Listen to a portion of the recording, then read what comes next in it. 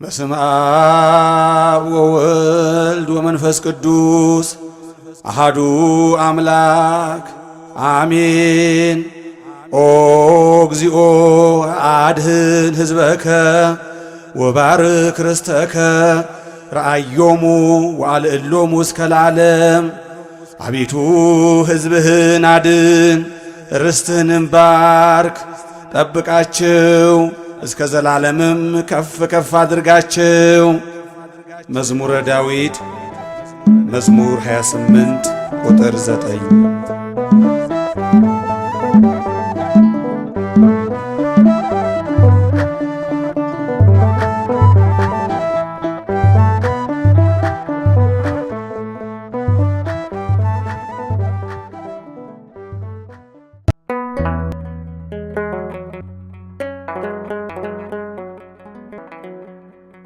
ዘኢትዮጵያ Im Namen der Vaters, des Sohnes und des Heiligen Geistes, ein Gott. Amen. Guten Tag. Hier ist eine Nachricht von unserer heiligen Mutter, Jungfrau Maria, bei Königin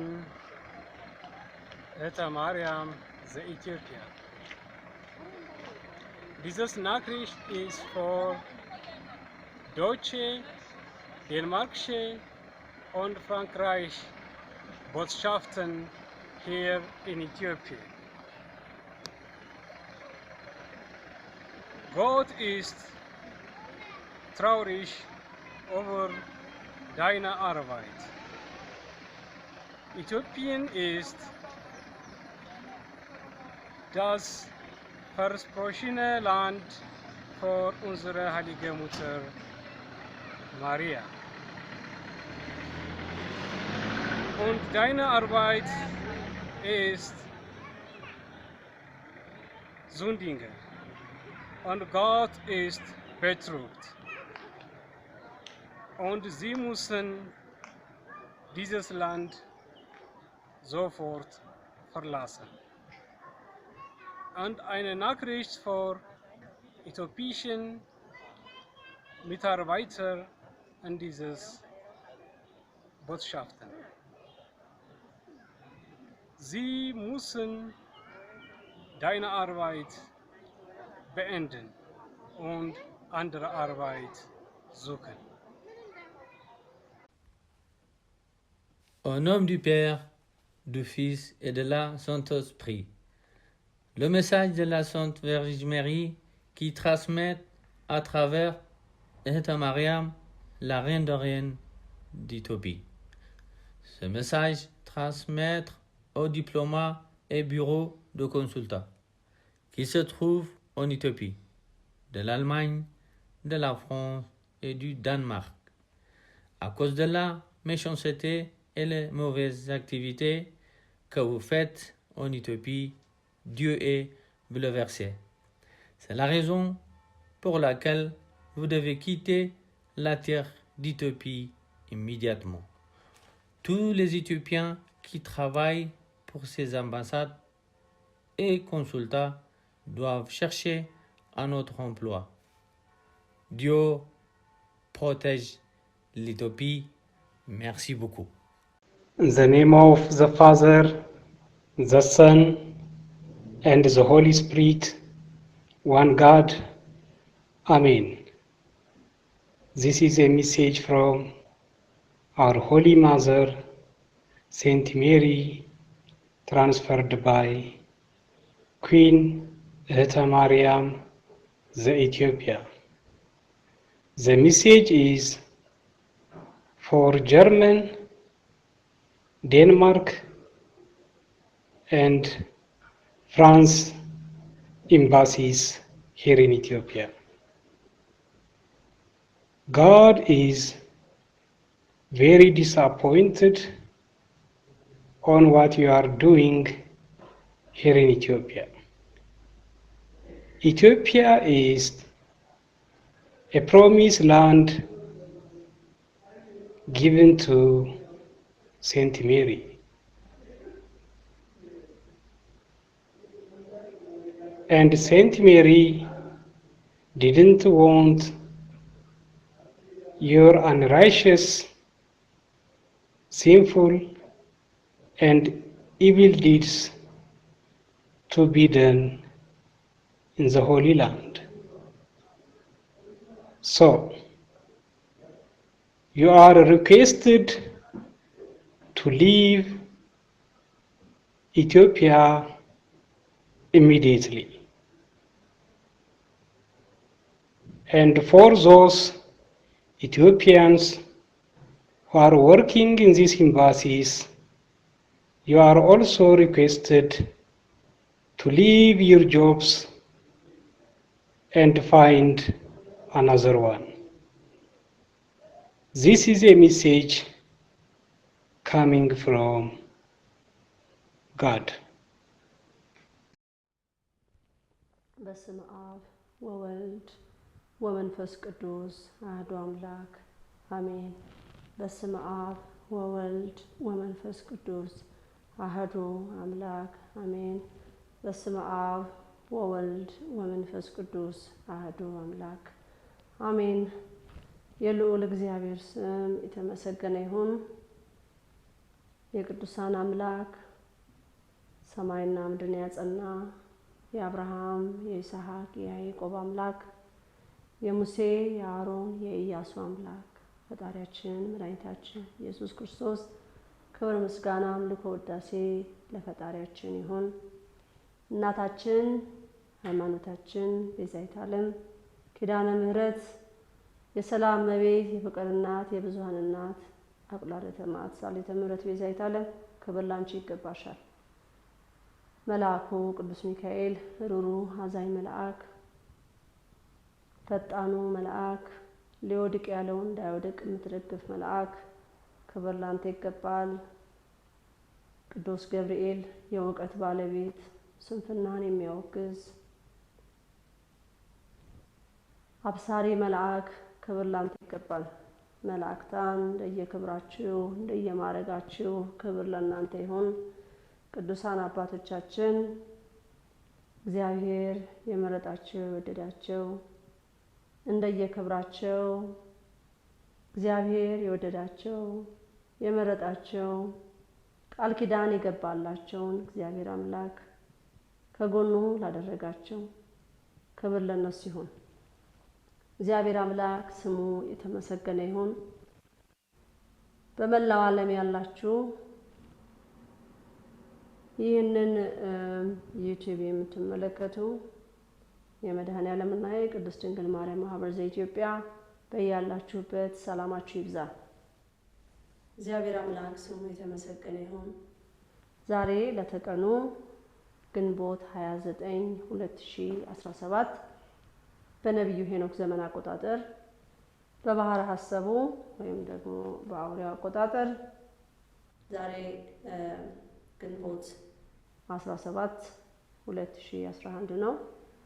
እንግዲህ እንዲህ እያለን ነው የምንቆጥረው። እግዚአብሔር ስሙ የተመሰገነ ይሁን።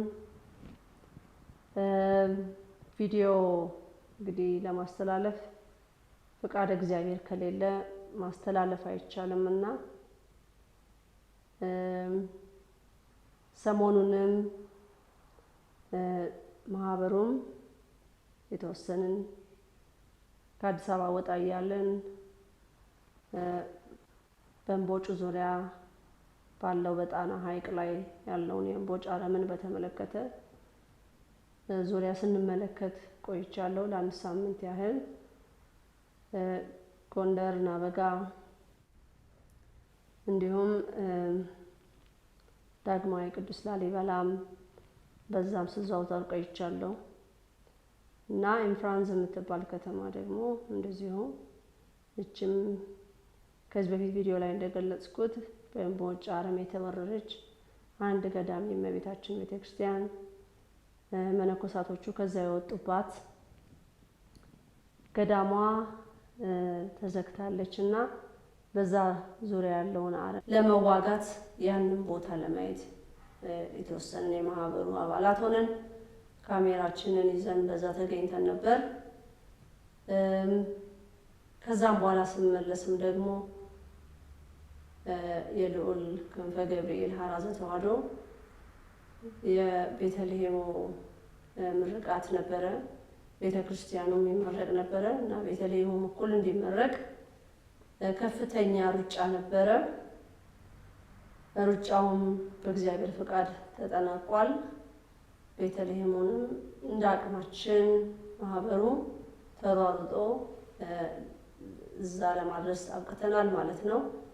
እንግዲህ ህዳር ነው የተጀመረው ግንባታው። ይሄን ያህል ሄደናል። እንግዲህ ይሄ የእግዚአብሔር ፍቃድ ነው። ያን ሁሉ ፈተና አሳልፎ ይህንን እንድንሰራ ለረዳን አምላክ ክብር ምስጋና ይግባው እና በመላው ዓለም ያላችሁ ይህንን ስትተባበሩ ስታግዙ፣ በሀሳብም በተለያየ መንገድ ቦታው ላይ መጥተውም በጉልበታቸው የሚረዱ በሀሳብም በብዙ ናቸው እና በእግዚአብሔር ስም ምስጋና እናቀርባለሁ ማለት ነው። በእኔም በልጆቼ ስም እንግዲህ የእሱ ማንነት ተገለጸ ማለት ነው በትንሹ። እንግዲህ እኔም ትልቁ የምንፈልገው እኔም ልጆቼ የምንፈልገው ሁሌ በኪዳንም ሆነ በቅዳሴ ሰዓት ስሙ እንዲጠራ ነው። ቤተ ክርስቲያኑ ሲያደርግ ቆይቷል። ግንባታውን ገና መሰረት ማውጣት ስንጀምር ስሙ በቅዳሴ ሰዓት ይጠራል። እንግዲህ አባቶች እንዳቅማቸው የጠየቁትም ይሄንን ነው። እኛ ማድረግ የምንችለው ስሙን መጥራት ነው። ያው ክርስትና ስሙን እየጠሩ በስሙ ስም መጸለይ ማለት ነው እና ይሄ ከምንም በላይ ነው እና ሌላ እኔም ደግሞ የምፈልገው ምንድነው ክንፈ ገብርኤል ሲታሰብልኝ ከዛሬ ድረስ ፍትሃት ያልተደረገላቸው እንዲሁ ከዚያ ዓለም በሞት ሲለዩ ክርስትናቸውን ሳያውቁ እያወቁም ደግሞ ጧሪና ቀባሪ አጥተው እንደተለዩትን ስማቸው የማይጠራ እንዲታሰብልኝ በአምላክ ፊት ጠይቄያለሁ ማለት ነው። ጠያቂ የሌላቸው ከዚህ ዓለም በሞት ሲለዩ ተቀብረው በቃ የተረሱ አሉና እነሱ ሁሉ እንዲታሰቡልኝ በፈጣሪ ፊት ጠይቄያለሁ ይሄንን ማለት ነው። እንግዲህ እግዚአብሔር የጠየቁትን ያደርጋል። ይሄን እድል ለኛ ሰጥቶን እውነት ለመናገርና ይሄንን ቤተልሔም እኔ አልጀመርኩትም። የጀመረው ራሱ መንፈስ ቅዱስ ነው። ያዘዘው መንፈስ ቅዱስ ነው። የፈጸመውም ራሱ መንፈስ ቅዱስ ነው። እኔ ዝም ብዬ በስጋ ተገኘሁ እንጂ ማለት ነው። ይሄ ለሕዝበ ክርስቲያኑ ማነቃቂያ እንድንበረታ እንድንጸልይ እግዚአብሔር እንዳልተወን ከኛ ጋር እንዳለ ነው። ያው ሕግና ስርዓትን ስለጣሰን ዛሬ ከእግዚአብሔር ጋር ያለን መንገድ እንዳናይ ሰይጣን ኃይለኛ ውጊያ ያደርጋል በደካማ ጎናችን እየገባ ማለት ነውና ያንን ደካማ ጎናችንን ደግሞ ልናነሳው ልንተው በቂም ውስጣችን ያለ ሁሉ ይቅር ለእግዚአብሔር ተባብለን በክርስትናችን ወደፊት እንጂ ወደ ኋላ እንዳንል እግዚአብሔር አምላክ ሁላችንን ይርዳን። ዛሬ እንግዲህ የምታየው በትዕይንተ መስኮታችን ላይ የምናደርገው ዝግጅት አንዱ እዚሁ ክፍል ይሆናል ማለት ነው። ይህ የምታዩት የነገስታት ክፍል የሚባለው ከኋላዬ ጋሻና ጦር አለ። በግራና በቀኝ ደግሞ ኩራዞች አሉ። ጋሻና ጦሩ የሚያመለክተው የእናትና የልጁን ምሳሌ ነው። ኩራዞቹ ደግሞ በግራና በቀኝ ያሉት የቅዱስ ሚካኤል እና የቅዱስ ገብርኤል መላእክቶች መቆማቸውን ነው የሚያሳየው። ዘኢትዮጵያ ደግሞ በመሃል አለች። ያው ኢትዮጵያ በእግዚአብሔር ስር በእመቤታችን ምልጃ ውስጥ ያለች በመላእክት ጥበቃ ያለች ሀገር መሆኗን የሚገልጽ ነው ማለት ነው እና ጋሻና ጦሩ እንግዲህ ይህንን ያመለክታል ማለት ነው። ጦሩ ራሱ ጌታችን ነው። ጋሻዋ እናታችን እመቤታችን ቤዛዊተ ዓለም በዛ ምሳሌ በማድረግ ይህንን ጋሻና ጦር አስቀምጠናል። ይሄ ጋሻና ጦር በጥንት ጊዜ አባቶቻችን በጦር ሜዳ ሳሉ ያው የሚዋጉበት ነውና ስዕል አድነዋን ማስቀመጥ አይደለም የፈለኩትና ምሳሌዋን ለማድረግ ነው የፈለኩት። በዚሁ መልኩ ይሄንን የምታዩት በስተጀርባችን ይሄን ይመስላል ማለት ነው። እንግዲህ ይሄ አንዱ መድረካችን ነው። ሁለተኛ መድረክም ይኖረናል፣ ሶስተኛም ወዘተ እንደዚህ እያለ የተለያዩ መድረኮች ይኖሩናል። በመድረኮቻችን ላይም እንደዚህ ትምህርት አዘልና ኢትዮጵያዊነታችን የሚገልጽ የራሳችን የሆነ በራሳችን ቅርሶች በራሳችን ኢትዮጵያዊነታችንን የሚያሳይ ወይም ደግሞ ያ የረሳነውን የጥንት ማንነታችን የሚመልሱን ታሪኮች የመድኃኔዓለምና የቅድስት ድንግል ማርያም ማህበር ዘኢትዮጵያ ይሄንን በትዕይንተ መስኮቶች በአቅማችን ያህል ይዘን የመጣን ህዝቡን ወደ ነበርንበት በፊት ማንነታችን ለመመለስ ያህል በትንሹ ማለት ነው። ወደፊትም እንግዲህ የተለያዩ እንግዶች ይቀርባሉ። ግን ትልቁ ዋናው ምንድነው ዘኢትዮጵያ ለሚለው ያው ዘኢትዮጵያ ግዕዝ ነው፣ የኢትዮጵያ ማለት ነው። እንግዲህ እኛ የኢትዮጵያ የሆኑትን ነገሮች ማንጸባረቅ ኢትዮጵያኖች ምን ይመስላሉ፣ ምንድናቸው፣ እነማን ናቸው የሚለውን ነገር ዝርዝር ውስጥ ወደፊት የምንገባበት ይሆናል ማለት ነው። ታሪካችን ኢትዮጵያ ስትጠራ ቤተክርስቲያኗ ትልቅ ታሪክ ይዛለች። ኢትዮጵያ የምትታወቀው በገዳማቶቿ ናቸው። ቤተክርስቲያኗ የኢትዮጵያ ኦርቶዶክስ ቤተክርስቲያን ትልቅ አስተዋጽኦ ለሀገራችን ለኢትዮጵያ ትልቅ ነገር ያስቀመጠችው አለ። የነበረም ነው አሁንም ያለ ወደፊትም የሚኖር ማለት ነው። እና እኛስ ምን ያህል እናውቃለን የሚለውንም ወደፊት ይዘን እንቀርባለን ማለት ነው። እንግዲህ በዚህ በትዕይንተ መስኮቱ ዙሪያ ያለነው እውነት ለመናገር ብዙ እውቀት ኖሮን አይደለም፣ ግን የሚቻለንን ያህል ያወቅነውን ለህዝብ ለማሳወቅ እያንዳንዳችን እንሞክራለን ማለት ነው። እንግዲህ ያው ዙፋኔም እዚህ ይገኛል፣ መቀመጫውም እዚህ ነው የሚሆነው። ከዚህም በኋላ ትዕይንተ መስኮትም ሆነ በመላው ዓለም ላሉ ኢትዮጵያውያን መልእክቴን ሳስተላልፍ በዚህ ቦታ ላይ ሆኜ ይሆናል ማለት ነው። ከበስተጀርባዬ ሁሉ ጊዜ የሚኖሩት ነገር እንዳቅሜ ትምህርት አዘል የሆኑ ነገሮች ምሳሌዎችን ወዘተ ይሆናሉ ማለት ነው። እኔም እናንተም ልንማርባቸውና ወደ ኋላ መለስ ብለን ማንነታችንን ለማምጣት ማለት ነው ዛሬ ተፍቆ የወጣውን ነገር። እንግዲህ እግዚአብሔር አምላክ ስሙ የተመሰገነ ይሁን። እግዚአብሔርን ማመስገን ትልቅ ነገር ነውና ኢትዮጵያ ሀገረ እግዚአብሔር ትባላለችና እኛም የሰው ልጆች ያለ እግዚአብሔር ልንኖር አንችልም። እሱ ፈጥሮናል። እቺ ዓለም ጊዜያዊና ጠፊ ናት። እንግዲህ የመጨረሻ ህይወታችን ከጌታችን ጋር እንዲሆን በምድር ላይ ሳለን መንገዳችን እንዴት እናስተካክል፣ በውስጣችን በአእምሯችን ያለ ዛሬ ሰው ልጅ ብዙ ያስባል፣ ብዙ እቅድ አለው፣ ብዙ አላማ አለንና ያንን አላማ ስኬታማ አድርገው ከዚህ ዓለም በሞት የተለዩ አሉ። ያንን አላማ ደግሞ ያሰቡትን ሳያሳኩ ደግሞ ከዚህ ዓለም በሞት የተለዩ አሉ።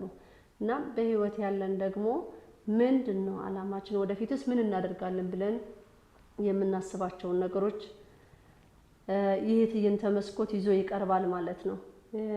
የሰውንም ሀሳብ ለመካፈል ማለት ነው።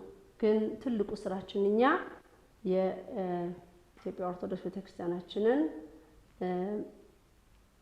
እንደ ትልቅ ርዕስ ወይም ደግሞ ትልቅ ትምህርታዊ ኢትዮጵያዊነታችንን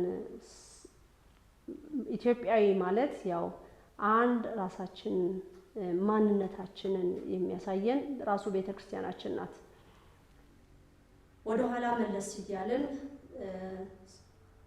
ስለ ገድላቶች ብዙ ጊዜ በእውነት ስለ አቡነ ተክለ ሃይማኖት ገድል ወዘተ እነዚህን ብዙ ኢትዮጵያውያን እውቀት የለንምና እነዚህ ታሪኮች ሊመጡና በእያንዳንዱ ህሊና ሊቀመጥ በጥበብ የተሞሉ ስለ ነብዩ ሄኖክ ሲነገር ብዙዎች እንቆቅልሽ ይሆንባቸዋል እና ታሪኮችን መመለስ እና የነዛን ነገሮችን ደግሞ እኛ ተግባራዊ የምናደርግባቸው ነገሮች ነው የምናስበው ማለት ነው።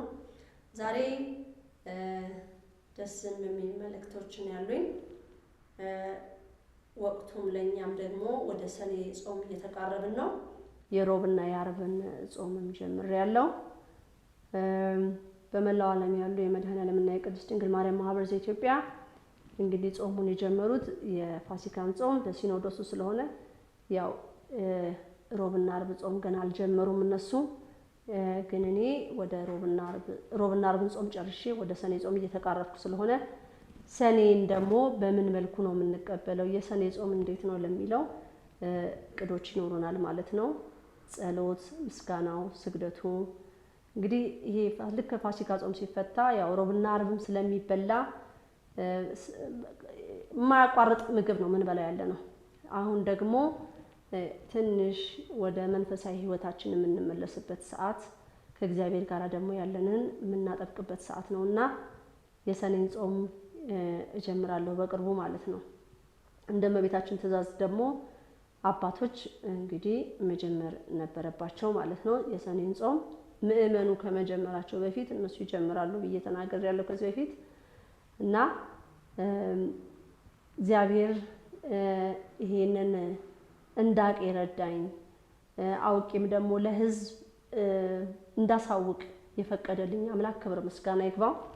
እንግዲህ በትሬል ላስቀምጣት።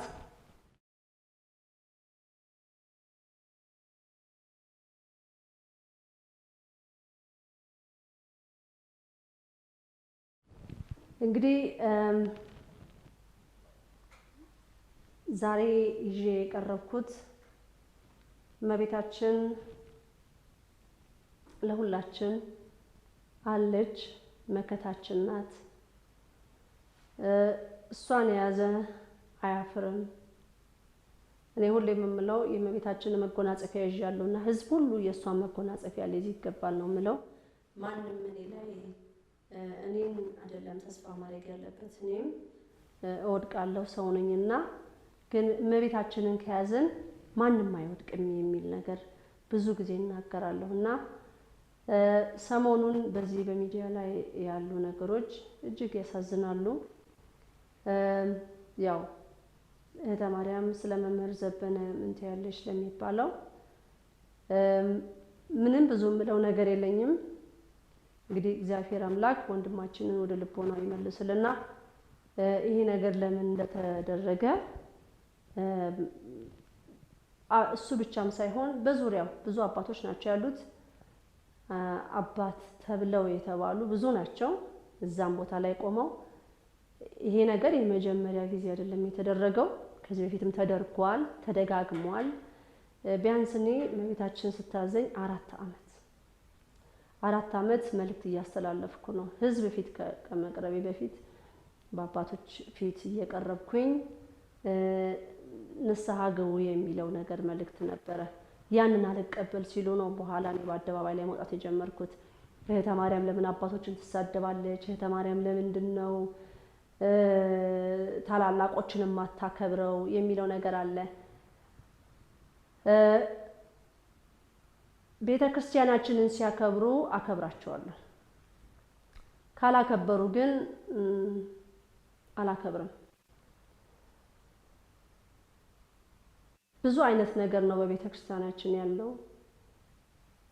መምህር ዘበነ ገና ያልተናገረው ጉድም አለ፣ የያዘው ሚስጥር አለ፣ እሱና ፈጣሪ የሚያውቁት ማለት ነው። እና ይሄንንም እሱ ያው ጸሎት አድርጎ ያው እኔ እህተ ማርያም በርግጥ ይፋ አድርጊ ካልተባልኩ አላረግም። እሱ መናገር ያለበትና ማስተካከል ያለበት ነገሮች አሉ። ብዙዎቻችሁ ካያችሁ በኋላ ነው እንደዚህ ሆነ ብላችሁ የምትበሳጩት ወይ እንዴት ይሆናል በቤተ ክርስቲያናችን ብላችሁ የምትሉት። እኔ ግን ቀደም ተብሎ የሚነገረኝን ነገር ነው የምናገር የነበረው ማለት ነው። እና እኔ ማህበሩም ቆመን የምንታገለው ያለ ነው የመድኃኔዓለምና የቅድስት ድንግል ማርያም ማህበር የታላቋ ቅዱስ ቤተክርስቲያናችንን ሕግና ስርዓት አክብረን እናስከብር ነው ብለን ሽንጣችንን ገትረን ቆመን ያለ ነው። ዛሬ በሚዲያ ላይ እየወጡ እንዴት ዘበነ እንደዚህ ይናገራል፣ እንዴት እንዲህ ያደርጋል፣ እንዴት እንዲህ ይላል ይባላል እና ያ አይደለም። አሁን ወሬ አያስፈልግም ማለት ነው። ወሬ ሳይሆን ወጥቶ በተግባር ስራ ላይ መዋል ነው። ህዝቡ ምእመኑ እረኛ አጥቷል፣ የሚመራው አጥቷል እና እመቤታችን የምትለውን ይሄን ነበረ። እህተ ማርያም ደግሞ ወላዲተ አምላክ ይሄን ተናገሪ ስትለኝ ደጋግሜ በጸሎት እየጠየቅኩ ነው የምመልሰው ማለት ነው። ዛሬ ይሄንን ቪዲዮ ዛሬ አልነበረም ማስተላለፍ የነበረብኝ በ16 ነበረ። በ16 እንደዚሁ በጸሎት ጠየቅኩኝ። በጣም የተጣበበ ሰዓት ስለነበረኝ እየተሸጋሸገ ከዛ በ21 ተባልኩ። ከዛም በ21 አልሆነልኝም። ይሄንንም እንደገና በጸሎት ታጠየቅኩኝ።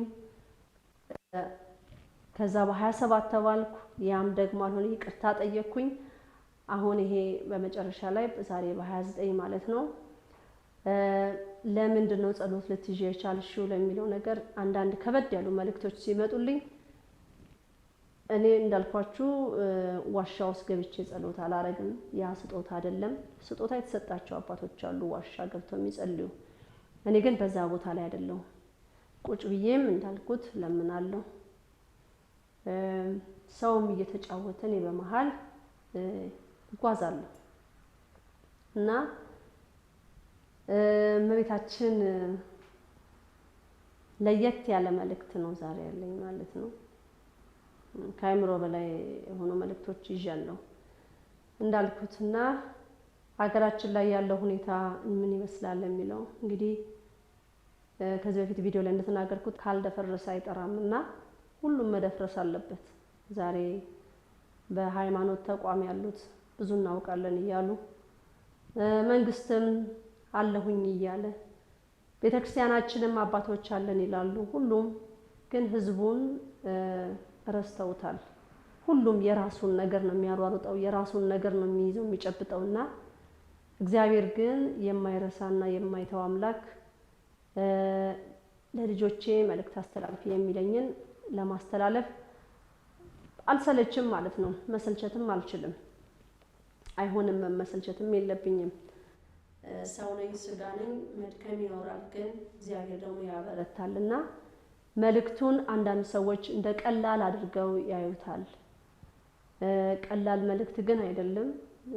እንደፈለግነው የምንተረጉመውም አይደለም።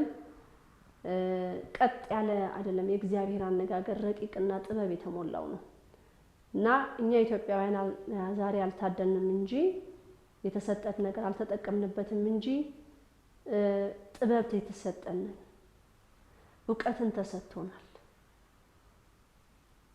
አርቆ የማየትና ሰፋ አድርጎ ነገርን የማየት ማመዛዘኛ ተሰጥቶናል።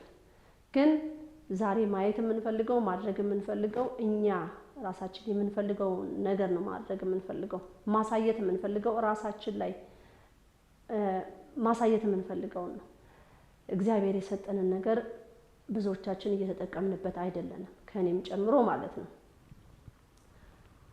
እግዚአብሔር ግን ተስፋ ላደረጉት ሁሉ ተስፋ ነው። ለጠየቁት ሁሉ እግዚአብሔር ቅርብ ነው። መቼም እህተ ማርያም ከአብይ አህመድ ላይ አትወርጅም ነው የምትሉኝ። አልወርድም፣ ከሱ ጭንቅላት ላይ አልወርድም። ውረጅ የተባልኩ ጊዜ ነው የምወርደው ከሱ ጭንቅላት ላይ ብያለሁ። ምንድነው ዛሬ ንገሪያቸው ለህዝቡ ነው የተባልኩት። እንደውም ምንድነው አርዕሱ እመቤታችን የዛሬው ቪዲዮ አርዕስ ምንድነው በመላት ሰዓት ህዝቤ ብለሽ በይ ያለች። ህዝቤ ህዝቤ ህዝቦቼ ብለሽ በይ ያለችና ምን ለማለት ነው ህዝቤ ለማለት ብዬ ራሴን ጠይቄያለሁና ከዚህ በፊት ንግስተ ነገስት እህተ ማርያም ዘኢትዮጵያ ነኝ ብያችኋለሁ። እንግዲህ ያው በስራ ላይ ሰው ማየት ይፈልጋል፣ ግን እናንተ እንደምትጠብቁት አይደለም የምናየው። ወይም እኔና እናንተ እንዳልኳቸው አስተሳሰባችን እኛ በምንፈልገው መንገድ ስለሆነ እግዚአብሔር ደግሞ የራሱ መንገድ አለው። ዛሬ በስልጣን ላይ ያሉ በኢትዮጵያ ላይ ስልጣን ላይ የተቀመጡ ሚኒስቴሮች ወዘተ ምን እየሰሩ ነው ለሚለው ነገር ምን ያህል የሀገር ፍቅር አላቸው ወይ? እውነት እግዚአብሔርን በጸሎት ይጠይቃሉ ወይ? እውነት ከእግዚአብሔር ጋር ግንኙነት አላቸው ለሚለው ዜሮ ነው። ምንም ዜሮ በጠቅላላቸው ማለት ነው። ምንም ነገር የለም። እና ያ የመንፈሳዊ ህይወት ለምን ራቀ? ለምን እግዚአብሔር ራቀ? እኛስ ከእግዚአብሔር ያለውን ነገር እንዴት መደማመጥ አልቻልንም የሚለው ነገር ሲታይ አንዳንድ ጊዜ አያት ቅድመ አያት ቆጥሮ የመጣ የኃጢአት በደል እነሱ ያስቀመጡት የኃጢአት ስራ ለኛ ለልጅ ልጆች የቀረ ማለት ነው። ደግሞ እኛ የምንሰራው ኃጢአት ደግሞ ለልጅ ልጆቻችን ይሄዳል። ያ የኃጢአት ቀንበር እንዴት ነው የሚበጠሰው የሚለው ነገር ማለት ነው። ይህ አያት ቅድመ አያት ቆጥሮ የሚመጣ እግዚአብሔር እያዘነብን እግዚአብሔርን እያስከፋ ነው የመጣ ነው ነገር እንዴት ነው የሚበጠሰው የሚለው ነገር ማለት ነው። ሁሉም ሰው ሊጸልይ ሊማጸን አምላኩን ይገባል። ዛሬ በኢትዮጵያ ላይ የሚታየው አሳዛኝ አሳፋሪ ድርጊቶች ናቸው። በድረገጾቹም በሁሉም ነገር ብዙ ጊዜ ቴሌቪዥን አልመለከትም፣ ግን የሚታየው ነገር ሁሉ የሚያሳዝን ነው። ይሄም የሚያሳዝነው እኛ እግዚአብሔርን እያሳዘን ነው ስለሆነ ሰይጣን ደግሞ ቦታውን ተረክቦ እሱ የሚፈልገውን ያደርጋል ማለት ነው። እና አሁን እግዚአብሔር መንገዱን እንዲረከብልን እግዚአብሔር ህይወታችንን እንዲያቃናልን እግዚአብሔር አምላክ መንገዳችንን እንዲያስተካክልልን ህዝበ ክርስቲያን ምንድነው ማድረግ ያለበት የሚለው ነገር ነው። ካልጸለይን ይቅር ለእግዚአብሔር ካልተባባልን የምናደርገው ድርጊቶች ነገ ለልጄ ነው ብሎ የሚያስብ አእምሮ የለንም። ያን እንዴት አድርገን ነው ማሰብ ያለብን? ዛሬ አያት ቅድመ አያት የሰሩት በደል ለኛ ይጠብቀናል። ዛሬ በኢትዮጵያ ላይ ጎዳና ተዳዳሪዎች በጣም በዝተዋል። ህፃናቶች የሚበሉት የሚያጡ አንዳንድ ሆቴሎችን በጣም የታዘብኩት ይሄን እንኳን በፊትም አውቃለሁ። ምንድነው ሆቴል ቤቶች ብዙ ጊዜ አሁን አንዳንድ ሰዎች ሄደው ተመግበው የተረፈው ምግብ በሆቴሉ ምን ያደርጋል? ያ ሰው ከፍሎበታል። አስተርፎ የሄደውን በመዘብዘፊያ ይሰበሰብና ሰው ሁሉ የበላው ያስተረፈው ያ ሁሉ ህዝብ ሆቴል ገብቶ ከፍሎ የወጣው ምግብ የተረፈውን በመዘብዘፊያ አሰብስበው ማታ ላይ እነዚህ ጎዳና ተዳዳሪዎችን በፌስታል ይሸጥላቸዋል። በጣም የሚያሳዝን ማለት ነው። ይሄን ያህል ጭካኔ ይገባል። እነዚህ በጎዳና ላይ ያሉ ልጆች እኔ ከዚህ በፊት 11 የጎዳና ልጆችን ቤት ውስጥ ጠርቼ አግኝቼ ቁጭ አድርጌ የማኖርም ነገር ነበረኝ። ባህሪያቸውንም ሁኔታቸውን ያለውን ነገር ለማጥናት ማለት ነው። እና ረሃባቸውን ለማስታገስ ማስቲሽ ይጠቀማሉ። ማስቲሽን ሲጠቀሙ ረሃቡም አይታወቃቸውም፣ ብርዱም አይታወቃቸውም፣ ራሳቸውን አይቅም ይስታሉ። እና ይሄም ማስቲሽ ደግሞ መንግስት ሊያቆመው አልቻለም፣ አይፈልግም። ዛሬ ጎዳና ላይ ያሉ ልጆች ህፃናት ልጆች ናቸው። እናትም አለች ልጆቿን ይዛ የመንገዱ ላይ ያለች። ጎዳና ተዳዳሪ በኢትዮጵያ ላይ በጣም እንደጨመረ ማለት ነው። በእርግጥም በቤት ውስጥም ሆኖ ደግሞ የሚላስ የሚቀመስም እንደሌለው የታወቀ ነው። እንግዲህ ይሄ ኃጢአታችን ነው። ዛሬ ኑሮ በጣም ኢትዮጵያ ላይ የተጋነነ ሆኖ ተገኝቷል። መብራት ራሱ መከራ ነው። ዛሬ ራሱ ስቱዲዮ እዚህ መድረክ ገብተን መብራት ሳይመጣልን ስንጠብቅ ነበረ። ቤተ መንግስት ብቻ ነው ይመስለኛል መብራት የማይጠፋው እንጂ መብራት የማይጠፋበት ኢትዮጵያ ላይ የለም። እና ውሃም እንደዚሁ ችግር ነው። እና መንግስት ራሱ ችግር ይጠራል። ችግር ራሳቸው በችግር የተሞሉ ናቸው። እንደገና ችግር ህዝቡ ላይ ይጠራሉ። ዛሬ እቃ ልግዛ ብላችሁ ብትሉ ዛሬ የገዛችሁት ዋጋ ነገ ያ ዋጋ ሆኖ አታገኙትም። እና መተሳሰብ የሚባለው ነገር የለም። ዛሬ አንዳንድ ቤት ውስጥ በጠረጴዛቸው ላይ 5-6 አይነት ምግብ እየበሉ የሚኖሩ አሉ። ዛሬ አንዱ ቤት ግን አንድ ሽሮ እንኳን የሚበላው የሌለው አለ። ይሄ ኢትዮጵያዊነት ምንድነው በአሁን ሰዓት ያለው? ዛሬ በኢትዮጵያ ላይ የእርዳታ ድርጅት ተብለው የእርዳታ ድርጅት መዓት በኢትዮጵያ ላይ ተጥለቅልቋል። እነዚህ እርዳታ ድርጅቶች ምን እየሰሩ ነው የሚለው ነገር ግብረ ሰዶም እያስፋፉ እንደሆነ ነው የማውቀው እኔ። ኢትዮጵያዊነታችንን የሚያስጠላ ከእግዚአብሔር ጋር የሚያጣላ ታሪክን የሚደመስስ ስራ እየሰሩ ናቸው ዛሬ ነጮች እኛ ላይ ያለው። ይህንን የእርዳታ ድርጅት እንግዲህ የተራበን እናበላለን ብለው የተቸገረን እንረዳለን ብለው ነው በመንግስት ደረጃ ተመዝግበው የገቡት። ግን ምንም አይነት ነገር የለም። ዛሬ የታሸጉ ምግቦች ወዘተ እነዚህ የሚገቡት በነፃ ከዛ ይመጡና እዚህ ሲመጡ ግን ሽያጭ ላይ ነው የሚውሉት። ሲጀመር የታሸጉ ምግቦች ጤነኛ ምግቦች አይደሉም፣ በሽተኞች ናቸው። በሽታ ነው እሱም መብላት ማለት በገዛ እጅ ራስን በሽታ መጥራት ማለት ነው።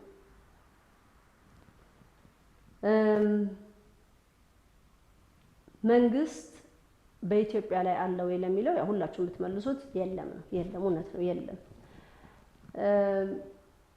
የሃይማኖት ተቋማት አሉ ለሚለው ነገር እኔ በጭራሽ አልስማማም። በዚህ በድሮ ጊዜ ነበረ ተዋህዶ እንኳን አንድ የኢትዮጵያ መንግስት መጥቶ ሊናገራት አይደለም ለዓለም መንግስት መመሪያ እንደምትሰጥ ነበር እኔ የማውቀው። ለዓለም መንግስት መመሪያ የምትሰጥ ነበረች። ዛሬ ግን በሚያሳፍር ግብረ ሰዶምን በሚያስፋፉ መንግስታት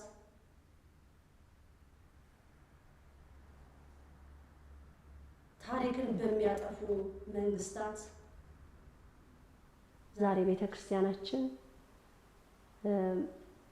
በእርግጥም ኢህአዴግ፣ ደርግ ወዘተ ብዬ ለማለትም ሳይሆን በአጠቃላይ ያለው ሁኔታ በኢትዮጵያ ላይ እጅግ የሚያሳዝን ሁኔታ ነው። የሃይማኖት ተቋም ተብሎ ያለው ኢትዮጵያ ኦርቶዶክስ ቤተክርስቲያን ትልቅ አስተዋጽኦ የሰራ ነው ለሀገሪቷ። በአሁን ሰዓት ያሉት የሃይማኖት መሪ ነው ተብለው የተቀመጡት ምን እየሰሩ ነው ለሚባለው ምንም እየሰሩ አይደለም። አንድ ቤተክርስቲያን የምታስገባው ገቢ ምን ያህል ነው? አንድ ቤተክርስቲያናችን አንድ ደብር ክልሏን ምን ያህል የተራቡት የጸሙትንም ማብላት ትችል ነበር፣ ፍቅር ቢኖር ማለት ነው። ዛሬ በቤተክርስቲያናችን የምናስገባው አስራት ብሮች እመቤታችን በፊትም እንዳለችው መሳሪያ ይገዛበት ነበር። አሁንስ ምን እየተገዛበት ነው? እንደውም ቅድስተ ማርያም 4 ኪሎ ማለት ነው እና ሳሌተ ምሕረት የሚገባ ብር ኢትዮጵያ ላይ እንደማይቀመጥ ነው እመቤታችን የምትናገረው። ወደ ግብጽ እንደሚሄድ ነበር የምትናገረው። ለምን ይሄ መሆን አስፈለገ? መንግስትስ ይሄን ሳያቀርቶ ነው ወይ? አይደለም፣ ሁሉም ያውቁታል። አሁን ግን ከዚህ በኋላ ህዝብ ካልነቃና ህዝብ ወደ እግዚአብሔር ካላለቀሰ ያለብንን ቁጣ እጅግ ያስፈራል፣ እጅግ ያስፈራል። ሁሉም በሩን ዘግቶ ጎረቤቱን የራሱ ጉዳይ ማለት አይቻልም። የዛ ጎረቤት ችግር የኛ ችግር ነው። በአንድነት ካልቆምን ይሄ መንግስት እንደፈለገ ያሸናል። አንዳንዶቻችሁ ደግሞ ምን አደረገ ይሄ መንግስት? ጥሩ ነገር እያደረገ ነው። ለእናንተ ጥሩ ሊመስላችሁ ይችላል። እናንተ የምታዩበት አቅጣጫ አለ፣ እኔ ደግሞ የምባልበት አቅጣጫ አለ። አብይ ለዚች ሀገር አይሆንም፣ እንኳን ለዚች ሀገር ለጠላት ሀገር አብይን በጠቅላይ ሚኒስትርነት አይደለም በቤት በመኖሪያ ቤት ውስጥ እንኳን አስተዳዳሪነት አልመኘውም። ይሄም ሚስጥሩን ስለማቅበት ማለት ነው። ከዚህ በፊት ተናግሬያለሁ። አብይ ይመረጣል ብላ ስትለኝ አልቅሻለሁ ብያለሁ እና ትንቢት ነው ይፈጸም ዘንድ ግድ ነው ብላ ስትል ወላዲተ አምላክ ምንም መደረግ አይችልም፣ ይሄ ቃል ነው፣ የልጇ ቃል ነው፣ መፈጸም አለበት። ግን ሌላ ምንድን ያለችው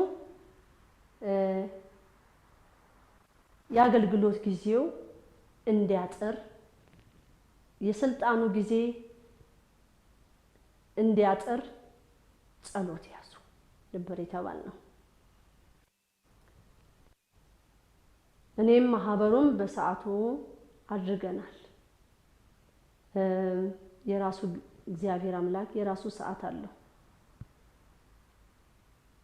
ሰይጣን ልክ አብይን ወደ ስልጣን ሲያመጣው በህዝብ ውስጥ ተወዳጅነት እንዲኖር አድርጎ ነው ያመጣው። ሰይጣን በረቀቀ መንገድ ነው የሱ የሆኑት ልጆች ለማሰልጠን የሱ የሆኑትን ልጆች ቦታ ለማስያዝ በጣም እንደሚደክም በጣም እንደሚሮጥ ነው የማውቀው።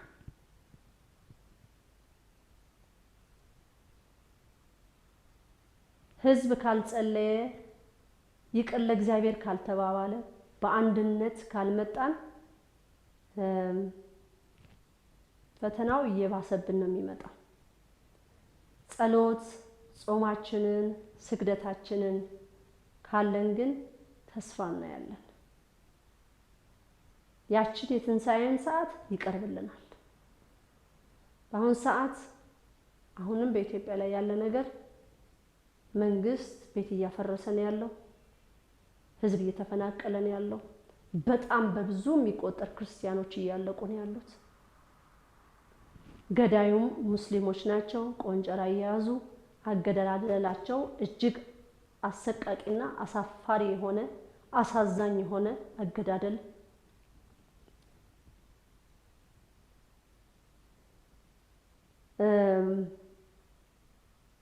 ይህ ሁሉ የሚሆነው ግን እኛ የሰው ልጆች ለእግዚአብሔር አልገዛም ስላልን ነው። ችግር የለውም።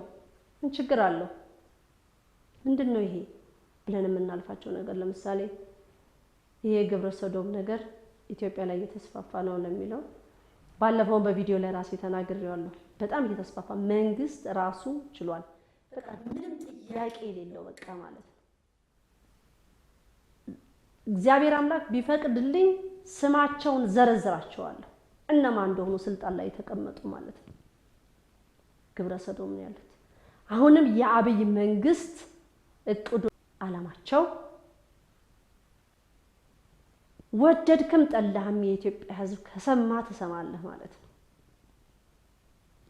አብይ ምርጫውን ካገኘ የግብረ ሰዶም ነገር በኢትዮጵያ ላይ እንደሚያጸድቀው 100% ነግረሃለሁ። 100% ግብረ ሰዶምን እሱም ፈቃደኛ እንደሚያደርግ በኢትዮጵያ ላይ ማለት እንዲቀጥሉ በር እንደሚከፍት። እኔ በጣም የሚገርመኝ ነገር እንዴት አድርጎ ሰይጣኑ ጭንቅላቱን እንደሚሰራው የአብይን ማለት ነው የአብዮትን ከሙስሊሞቹ ጋር ሙስሊም ይመስላል፣ ከኢትዮጵያ ኦርቶዶክስ ተዋህዶ ሃይማኖት ጋር እነሱን ለመምሰል ወዘተ መናፍቆቹም ጋር ሲሄድ እነሱን ለመምሰል ሁሉን መስሎ ነው። አሁን በቅርቡ በቀደም ለታ ላይ ሰማሁት። ምንድነው ያለው? ይሄንን ለሙስሊም ህብረተሰብ ያለውን ማለት ነው። የሚገርም ነው። መንግስት ስለ ስልጣኑ እንጂ ህዝብ በአንድ ሃይማኖት ቢቆምበት በክርስትና ሃይማኖት ቢቆምበት ለመንግስት በተለይ ከሰይጣን ጋር ያለ መንግስት አይመቸውም። ሁሉንም መደበላለቅ ነው የሚያመቸው። ለመግዛት የሚያመቻቸው ጠንቋዩም ጥንቁልናውም ቢያመልክ ሁሉም በራሳቸው የሚያመልኩትን ጣዖት እንዲያመልኩ ለነሱ ያመቸው እንጂ የኢትዮጵያ ኦርቶዶክስ ቤተክርስቲያን ያችን እምነት ጠንቅቃ ይዛ ብትጓዝ ለሱ ችግር ያመጣል። ቋለሱ እሱ ላይ ለሰለጠነው ሰይጣን ድል ይመታ ነበር።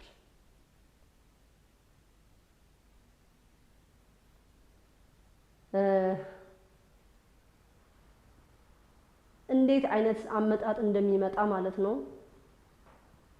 እኔ ብዙ እናገራለሁ ስለሱ፣ አይሰለቸኝም፣ አልደክምም። እኔ ተማሪም ማለት ነው።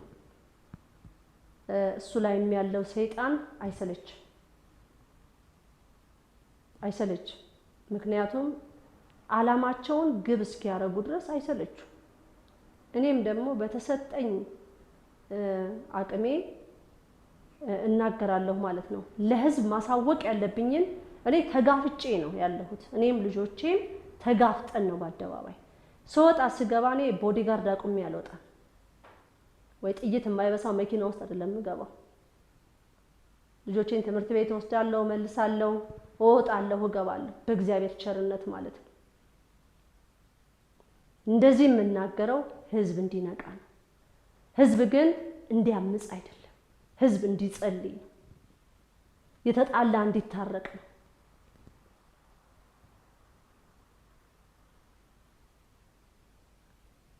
ዛሬ በጎዳና ላይ ያሉ ልጆች ምን ያህል የግብረ ሰዶም ችግር እንደሚደርስባቸው ይሄን መንግስት ያውቃል፣ በትክክሉ ያውቃል። መንግስት ጎዳና ላይ ባሉት ልጆች ይለምናል፣ ገንዘብ ያገኛል። እሺ ገንዘቡን ያገኝ፣ ግን እነዚህ ልጆች እስከ መቼ ድረስ ጎዳና ላይ ወድቀው ይኖራሉ? ብዙዎች ክርስቲያኖች ናቸው ጎዳና ላይ ያሉ ልጆች። ቀን ቀን መናፍቃን ወንጌል እናስተምራችኋለን እያሉ ይወስዷቸዋል። ፎቶግራፍ አንስተው ወዘተ ብዙ አይነት ጉድ ነው የሚነገረው።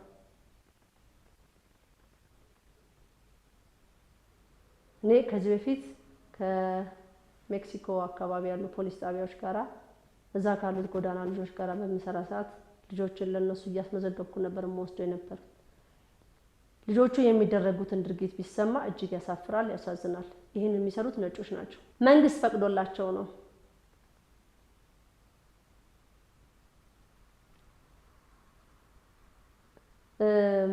አሁንም ይሄ መንግስት ስልጣን ላይ ቢይዝ ማንንም የኢትዮጵያን ህዝብ አይጠቅምም፣ ማንንም አይጠቅምም።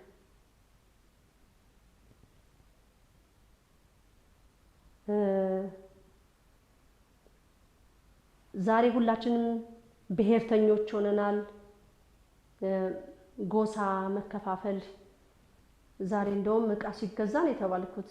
አሁን እቃ ሲገዛ አሁን የሚሸጠው አማራ ከሆነ ኦሮሞ ሄዶ አማራው ጋር አይገዛም። ኦሮሞ ብሔሩን ፈልጎ ነው የሚገዛው እቃ። አማራው ኦሮሞን ከኦሮሞ ላይ እቃ አይገዛም። እግዚኦ መሐረነ ክርስቶስ። ይህ ታሪክ ከየት መጣ? እንዴት መጣ?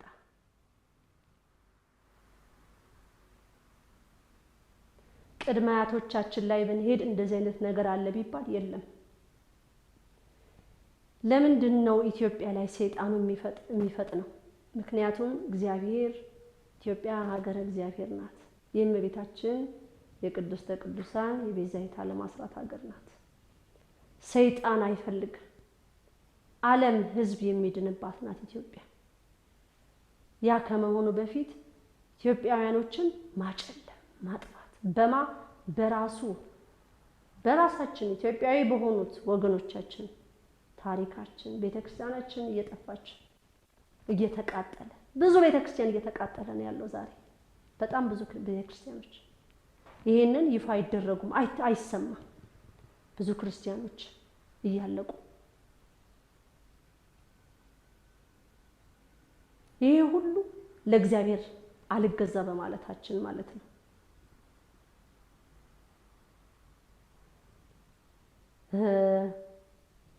አብይ አህመድ ሙስሊሞች ምንድነው ያለው? መካ መዲና ሰራለሁ። የት? ኢትዮጵያ ላይ አለ።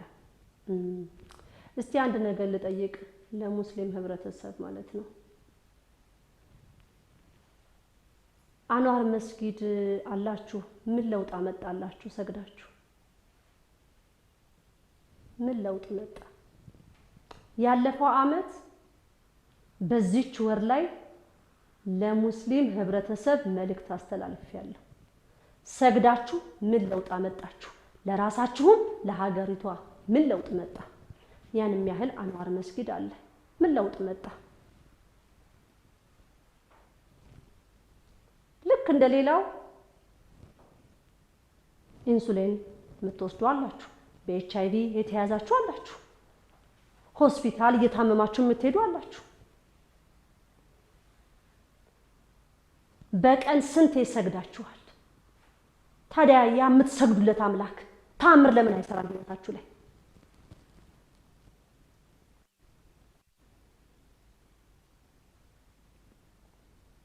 መካ መዲና ኢትዮጵያ ላይ አብይ አህመድ አለ። ይሄ ለፖለቲካ እንዲመችህ፣ ላንተ ለአገዛዝ እንዲመችህ በቃ ይሄን ያደርግልናል። ከዛ ደግሞ ቀጠለና ክርስቲያን ወንድሞች እህቶች መንገዱን ይጠርጉላችኋል፣ እናንተ ሙስሊም ወገኖቼ ትሰግዳላችሁ። ዝቅ ማለት ኃጢአት አይደለም፣ ዝቅ እንላለን። እግዚአብሔር ደግሞ ዝቅ ላሉት ከፍ ያደርጋል። አብይ አህመድ ውሸታም ነው። አብይ አህመድ በውሸት የተሞላ ነው።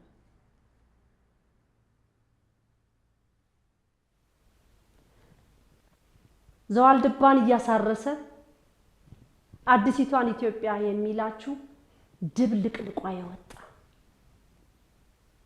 ግብረ ሰዶም እንደፈለገ። ለዚህ ነው የአብይን መንግስት የምጠላው፣ አብይን የምጠላው። በአገሪቷ ላይ ምን እንዳቀደ ምን ሐሳብ እንዳላቸው ስለሚነገረኝ ውስጤ ሰላም ይነሳኛል። እስከ መቼ ነው ይሄ ነገር? እግዚአብሔር አምላክ በቃ በቃ ብለህ በለን እያልኩ ምለምነው።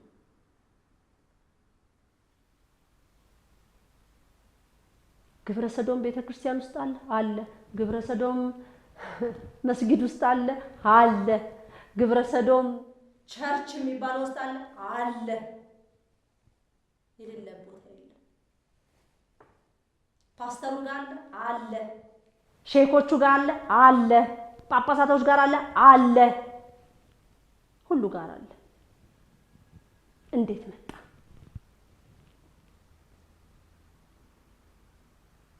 ይሄስ ነገር ይጠፋል ወይ ለምትሉት አብይ ከቀጠለ አይጠፋም፣ ይቀጥላል።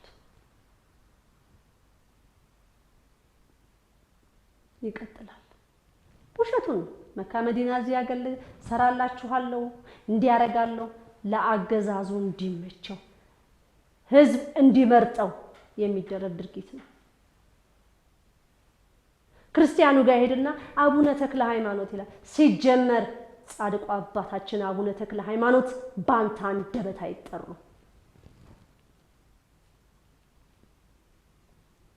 አቡነ ተክለ ሃይማኖት እግዚአብሔርን ያስከበሩ አባት ናቸው።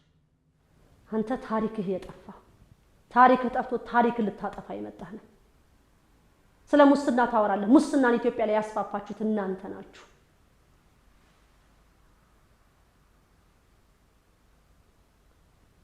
የመለስ ተቋም አንተ ራስህ አንዱ ማለት ነው። ሸሚዝ ተለዋወጣችሁ እንጂ እዛው ስልጣናችሁ ላይ ናችሁ ያላችሁት። ዛሬ ህዝቡን በዘረኝነት ያዛችሁት እናንተ ናችሁ። ቤተ ክህነት ገብተክ ዘረኞች ሆናችሁ ሙሰኛ ሆናችሁ አለ። ሙስናው ከእናንተ እኮ ነው የመጣው። እናንተ የሾማችሁት እኮ ነው ቤተ ክህነት ውስጥ ያለው። በፊት ጊዜ ኦርቶዶክስ መንፈስ ቅዱስ እያዘዘ ነበር የሚሾመው። በታሪክ የሌለ 2 ጳጳስ ቆሞበት ማያቅ በአንተ አስተዳደር ላይ 2 ጳጳስ ቆመ። ለምን እንደሆነ ግን አንተ ታውቀዋለህ።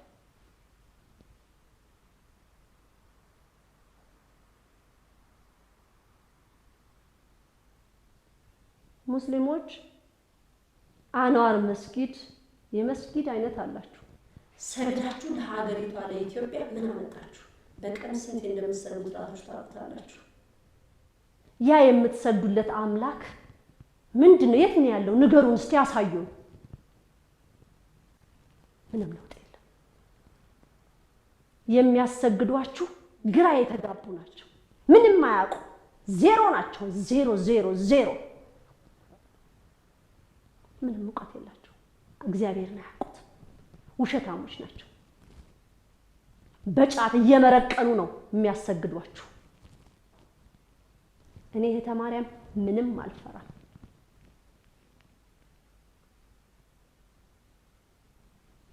ሙስሊም ወንድሞቼን እህቶቼ አይኔ ያየው ሲጠፉ ዝም አልልም። እግዚአብሔር አምላክ መልስልን ብዬ እጸልያለሁ።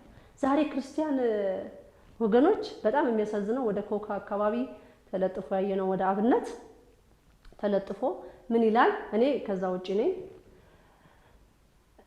እንኳን ለረመዳን ጾም በሰላም አደረሳችሁ። ከክርስቲያን ከኢትዮጵያ ኦርቶዶክስ ቤተክርስቲያን የእምነት ተከታይ ወንድም እህቶቻችሁ ብሎ ተለጥፏል ግድግዳ ላይ። እኔ ከዛ ውጪ ነኝ። አልመኝም ይሄንን ነገር። ለምን ቢባል ሲጀመር አሁን ወደ ክርስቲያኖች እንመለስና አንድ ሰውን የምንመኝለት መልካም ልንመኝለት ይገባል። የምንመኝለትንም ልናውቅ ይገባል። ለራሳችን ጥሩ የምንመኘውን ነገር ለሰው መልካም ነገር ልንመኝ ይገባል። ሙስሊም ወንድሞቻችን እየጠፉ እያወቅን አይናችን እያየን እንኳን ለዚህ ያበቃችሁ ብለን እንዴት እንላለን? ይሄ ምን አይነት ክርስትና ነው?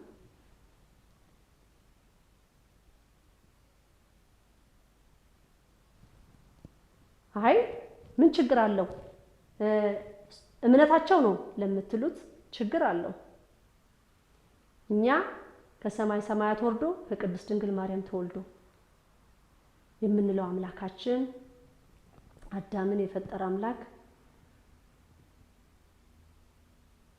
የቅዱሳን አምላክ ኧረ ስንቱ ተነግሮለት የማያልቅ ያንን አናምንም ማለት ነው። እኛ እነሱን እንኳን አደረሳችሁ ለዚህ ብለን ካለን እየጠፉ እያየን ትክክል መስመር ውስጥ እንዳልሆኑ እያወቀን እንኳን ለዚህ ያደረሳችሁ ብላችሁ እንዴት ትላላችሁ? ክርስቲያኖች ከሆናችሁ ማለት የቆማችሁበትንም እምነት አታውቁትም ማለት ነው። እኛ ለወንድሞቻችን ለክርስቲያን ለሙስሊም ወንድሞቻችን እኛ ክርስቲያኖች ልናረግ የሚገባን መልስልን ብለን ልንጸልይ ነው የሚገባው። ፈጣሪ ወደ ቀናውና ወደ ትክክለኛው መንገድ መልስልን እንጂ ወደ ጥልቅ ወደ እሳት እየገቡ እያየን እንኳን ለዚህ ያደረሳችሁ እሳት ውስጥ እየገቡ እያየን እንኳን ለዚህ ያበቃችሁ። እነሱ ለሚሰግዱበት እኛ ጠርገን በዚህ ላይ ስገዱ። ለማን ነው የሚሰግዱት እነሱ? እኛ ክርስቲያኖች ከሆንን ማወቅ አለብን። የያዝነውን አምላክ ማወቅ አለብን። የያዝነውን አምላክ ልንመሰክርለት ይገባል። እመቤታችን ቤዛዊተ ዓለም በምልጃዋ ስንት ድንቅ ነገር ታደርጋለች። ዛሬ ሙስሊም ወንድሞች እህቶችን እንኳን አደረሳችሁ ብላችሁ የምትሉት እመብርሃን የማታውቋት ናችሁ። ክዳችኋታል ማለት ነው። ያን አፋችሁ ሞልታችሁ ያንን ስትጽፉ ስትናገሩ አሁን ሙስሊም ወንድሞች እህቶች የተሳሳተ ውስጥ ናቸው ያላችሁት። እግዚአብሔር አምላክ በረቀቀው ጥበቡ ይመልሳችሁ።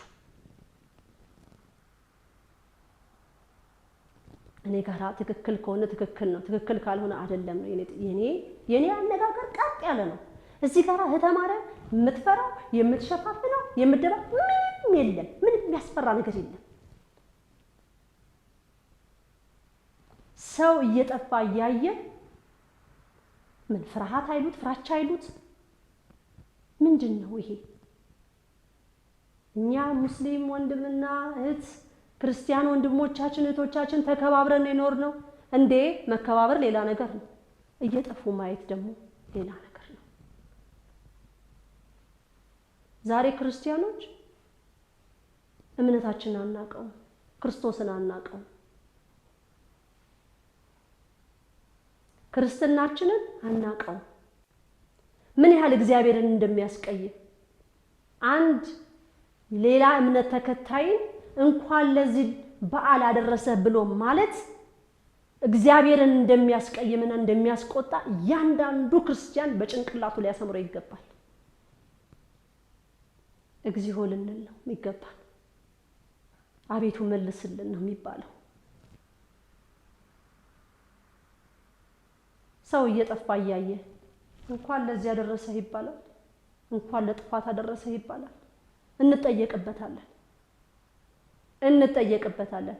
ክርስቲያን ሆነ ማህተብህን አድርገህ ሙስሊሙን እንኳን ለዚህ ያደረሰ ብለህ ምትል ትጠየቅበታለህ ብለሽ በይ ተብያለሁ። ትጠየቁበታላችሁ፣ እኔም እናንተም ማለት ነው።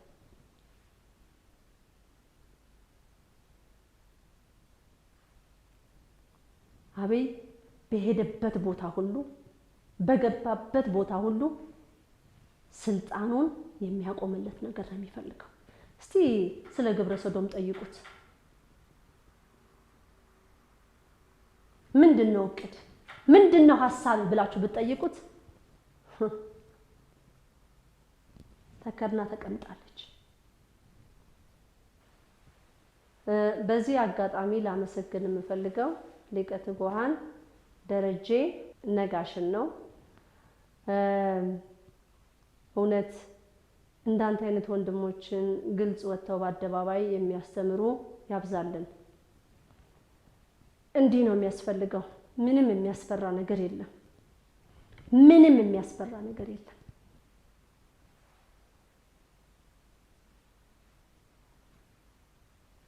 ወንድሜ በዚህ ልልም የምፈልገው ምንድነው የመድኃኔዓለምና የቅድስት ድንግል ማርያም ማህበር ዘኢትዮጵያ ከጎንህ ነን።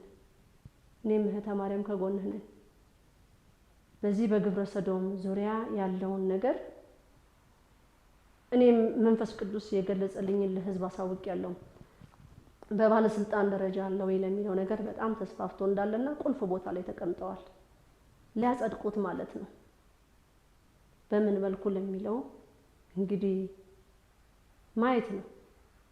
ግን ያንን ጊዜ እውነት አያሳየን። እነዚህ ወንድሞች እየጠፉ እያየን ዝም ማለት አይገባንም።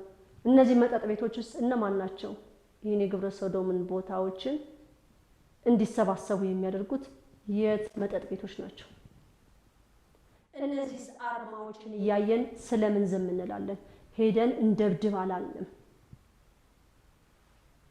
ይሄንን በየአቅጣጫው ዛሬ ፌስቡክ ላይ ስንት አይነት የማይረባ ነገር እንላላካለን። ይሄንን ተቆርቁረን እርስ በእርስ ልንጻጻፍና ልንነጋገር ይገባል። እኔ ግብረ ሰዶም ተቃዋሚ ነኝ፣ በኃይለኛ ተቃዋሚ ነኝ። እግዚአብሔርን የሚያስቆጣ ነገር ስለሆነ ማለት ነው። እግዚአብሔርን የሚያስቆጣ የሚያሳዝን ነገር ስለሆነ ይህ ወንድማችን በአደባባይ ላይ ወጥቶ እየተናገረ ነው ያለው። ዛሬ የኢትዮጵያ ትዕይንተ መስኮቶች ይህንን ነገር መናገር አይፈልጉም። ምክንያቱም በቦታው ላይ ተቀምጠው ስላሉ እነሱ ቀስ ብለው ህዝቡን ሊያለማምዱ በትምህርት ቤት ውስጥም እየተደረገ ያለ አለ። ዛሬ ወላጆች ከልጆቻችሁ ጋር ያለው ነገር ምን ይመስላል? ዛሬ ትምህርት እንዴት ነበረ? ምን አደረጋችሁ? ምን አወራችሁ? ምን ተጫወትክ ብሎ ከልጆች ጋር ንግግር በጣም ያስፈልጋል። ልጅ አባትና ልጅ እናትና ልጅ ወይም አሳዳጊ ከልጆች ጋር ያለን ነገር ግልጽ የሆነ ንግግር ልንነጋገር ይገባል። ምን እንዳደረጉ ትምህርት ቤት ምን ሲጫወቱ እንደነበር ምን አይነት ጨዋታ እንደተጫወቱ ልናወራ ይገባል ከልጆቻችን ጋር። አጥና፣ ይሄን ሁን፣ ይሄን መሆን አለብህ፣ ዶክተር መሆን አለብህ፣ ፕሮፌሰር መሆን አለብህ፣ ይሄ አይደለም። አሁን ልጆቻችን ትምህርት ቤት ሄደው ከማን ጋር እንደዋሉ የምናውቀው ነገር የለም። የተለያየ ተማሪዎች ናቸው ያሉት። የተለያየ አስተዳደግ ነው ያለው።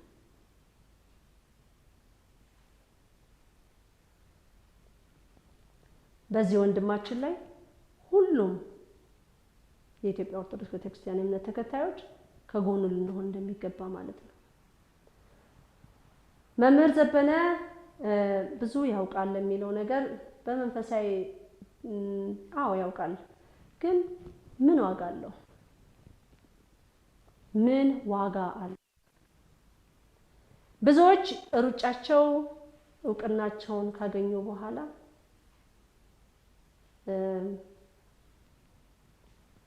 እንዴት አድርገው እነሱን ራሳቸውን መጽሐፋቸውን እንደሚሸጡ የተሻለ ህይወት የተሻለ ኑሮ የሚባለው ነገር እኔ አንዱ በቅርቡ የዘበነን ነገር ያየሁት ሱፍ ለብሶ ምንድነው አንቱ ልበልህ አንተ ብሎ ሲል አንተ በለኝ ብሎ ያለው ነገር እጅግ ያሳዝናል። እንደው እሺ አንቱ መባል ራሴን ከፍ ማድረግ ነው ብለህ ብትል እንኳን አንተ እንደፈቀድክ ጥራኝ ብለህ ልትለው ይገባ ነበር። ምክንያቱም እኔ ቄሲስ የሚለው ማዕረግ ከዚህ በፊት ተናግሬ ያለው ትልቅ ስም እንደሆነ አንተ ግን ያችን ሰርዘሃት ዲአር የምትለው ከከተትክ በኋላ ጭንቅላት ተቀውሷል፣ ተደበላልቆብሃል፣ ድብልቅልቅ ወጥቷል። እዚህም ሀገር መተህ መጽሐፍ ነው ስቸበችብ የነበርከው።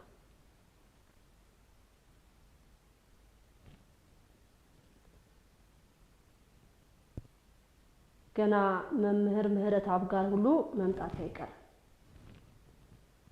መምህር ምህረተአብ ንስሐ አለ ትላለች እመቤታችን።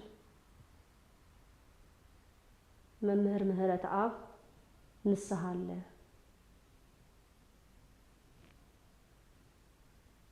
የተማሪያም ማታንኳኳበት ቤት የለም።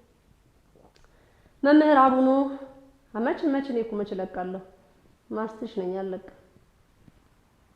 መምህር አቡኑ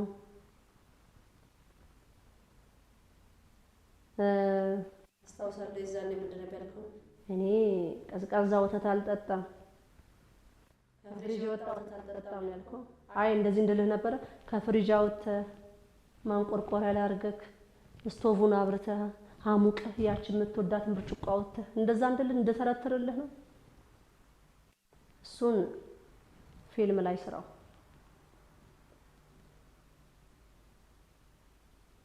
ኢትዮጵያ ላይ መተህ ፊልም ሰርተህ ነው ሄድከው። በሃይማኖት አባትነትህ የሚያስጠይቅህ ነገር አለ። ምዕመኑን በተመለከተ ምን እያደረክለት ነው ለሚለው ማለት የምትሰራው ፊልም ይጠቅመዋል? እንጀራ ይሆነዋል? ምን መልእክት አለው?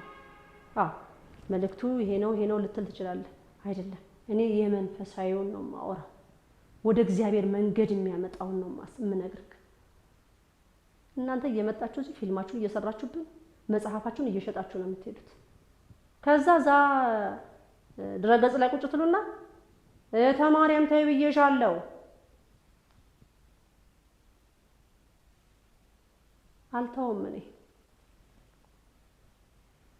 ማህበሩም እኔም ተጋፍጠን ያለ ነው። ብናወራም ያምርብናል፣ ብንናገርም ያምርብናል።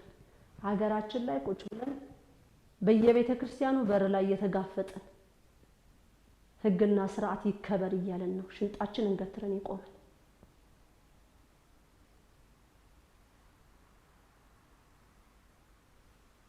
ሁላችሁም ወሬ ብቻ ሳይሆን በስራ ላይ መዋል። አሁን በውጪ በስደት ዓለም ላይ ያላችሁ መምህር ነን የምትባሉ፣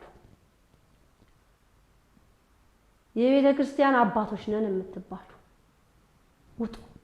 ምቾት ለምዳችሁ ነው አይደል? ውጡ።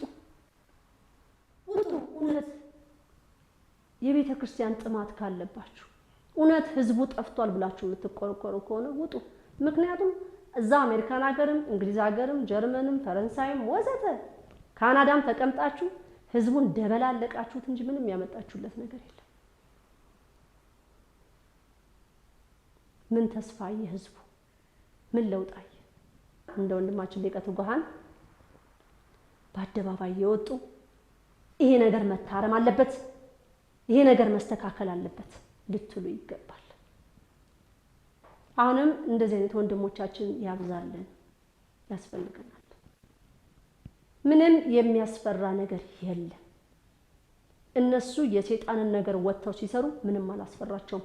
እኛ በእውነተኛ እግዚአብሔርን ይዘን ከወጣን ምንም የሚያስፈራ ነገር የለም።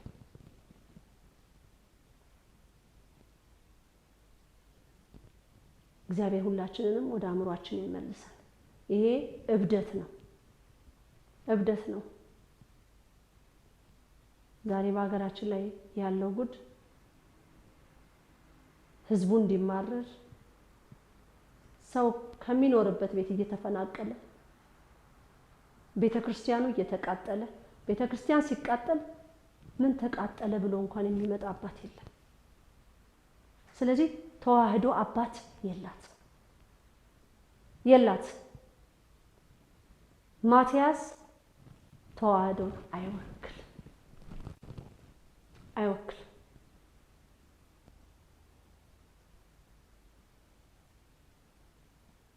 ይህ ሁሉ ቤተክርስቲያኗ ውስጥ የሚቃጠለው ንዋያተ ቅዱሳን ማን ነው የሚመለከተው?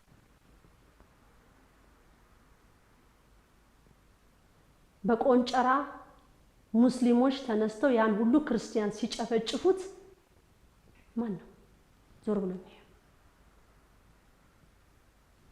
አብይ ጭንቅላትህ ላይ ጥሩ መስገጃ ቦታ ስራ። እሱንም መስገጃው እነዚህ ቆንጨራ ይዘው እየወጡ የሚያርዱትን የሚቀጠቅጡትን ደም የሚያፈሱትን ቤተክርስቲያን የሚያቃጥሉትን ጭንቅላት ላይ አውጥታ አሰግዳቸው።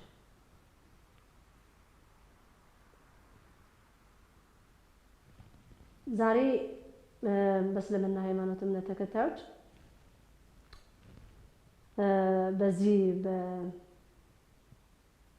በገበያ ሁኔታ አሁን ሰሞኑን እቃ ግዢ እንደዚህ ሲወጣ አንዳንድ ቦታዎች ላይ ገብቻለሁና እስላሞች አስመጪነት ቦታ ላይ ከተቀመጡ በጣም የሚገርም ነገር ማለት ነው፣ ክርስቲያኑን አያስደርሱት። ክርስቲያኑን ከገበያ ውጪ ነው የሚያወጡት። አስመጪ እነሱ ይሆኑና ጠቅላላውን የራሳቸውን በእነሱ ሃይማኖት ያሉትን ሰጥተው እነሱ ብቻ እንዲያድጉ እነሱ ብቻ በልተው ጠጥተው እንዲያድሩ ነው የሚያደርጉት። ይህ ነው የምትሰግዱለት። በቀን ስንቴ ነው የምትሰግዱለት? ይሄ ነው የሚያስተምራችሁ? ደግነት የማያስተምራችሁም? ቅንነት የማያስተምራችሁም? ያስኩት አምላክ ግን የአብርሃም የይስሐቅ የያዕቆብ አምላክ የሰጠኝ መመሪያ የተራበን ማብላት እንዳለብኝ፣ የተጠማን ማጠጣት እንዳለብኝ፣ የተቸገረን መርዳት እንዳለብኝ ሃይማኖት ሳለኝ ልዩነት ሳልፈጥር በዛ ላይ ሆስፒታልን ቢገባ ሄጄ ልጠይቅ፣ ቢታሰርም ሄጄ ላየው፣ ቢቸግረውም ልጋለኝን ልሰጠው። ዛሬ ሙስሊሞች የኔ ቢጤ እንኳን ለምኖ ቤታቸው ቢመጣ ክርስቲያን ከሆነ በር ይዘጉበታል። የኛ የክርስቲያን ስራ ግን አይደለም። እኔ ለአንድ ለሙስሊም መስጠት ካለብኝ በወላዲተ አምላክ ስም መብርሃንን አመስግን ብዬ እሰጣለሁ። ሙስሊሞች ዛሬ መካ መዲና አብይ አህመድ ሊሰራላችሁ ያሰበው ያቀደው አንዋር መስጊድ ውስጥ ስትሰግዱለትና ስታመልኩት የነበረው ያ ነው። እንደገና መካ መዲና ኢትዮጵያ ላይ አዲስ አበባ ላይ የሚሰራው የታቀደው አብይ ፈቅዷል፣ ፈጣሪ ግን አልፈቀደም። መቼም አይሆንም ብለሽ ቢያቸው። ምክንያቱም ልጆቼ አይጠቅማችሁም፣ አይሆናችሁ።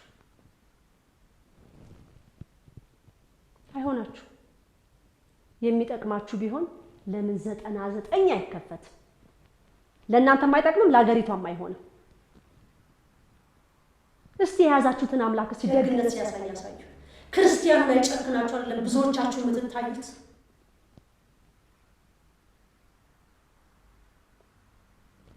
ዛሬ ክርስቲያኑ እንኳን አደረሰ ብለው የሚል አንዳንዶቹ ጫትና ሲጃራ የምትገዙላቸው ናቸው፣ ሌላ አይደለም።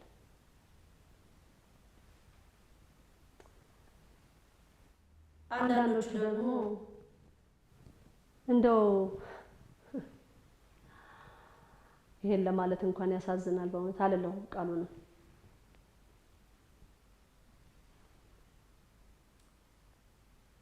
ግን የእናንተን አምላክ